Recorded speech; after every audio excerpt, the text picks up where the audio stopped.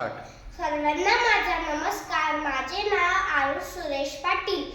मी इयत्ता दुसरी शिकतो. माझ्या शाळेचे नाव सार्वजनिक मराठी प्राथमिक शाळा रापूर. आज मी तुम्हाला लोकमान्य टिळकांबद्दल 2 शब्द सांगणार आहे. ते तुम्ही शांततेत शिकते ऐकावे अशी माझी नम्र विनंती. लोकमान्य टिळकांचे पूर्ण नाव बाळ गंगाधर टिळक होते. त्याचा जन्म 23 जून 1856 रोजी रत्नागिरी जिल्ह्यातील चिखली या गावी झाला.